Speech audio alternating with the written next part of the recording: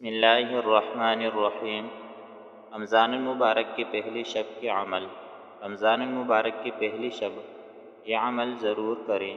رمضان المبارک کی پہلی شب نماز تہجد کی ادائیگی کے بعد آسمان کی طرف چہرہ کر کے 12 مرتبہ یہ دعا پڑھیں، بے فضل باری تعالی بہت سی نعمتیں حاصل ہوگی، میاں بیوی میں محبت بڑھے گی، رحمت، برکتیں اور خوشیوں کی خزانی ملے گی، مرض سے نجات، کاروباری بندشیں ختم ہوگی، بیماریاں، جادو، جنات سے چھٹکارا ملے گا، اور اس پر اللہ تعالیٰ کا خصوصی فضل و کرم نازل فرمائے گا۔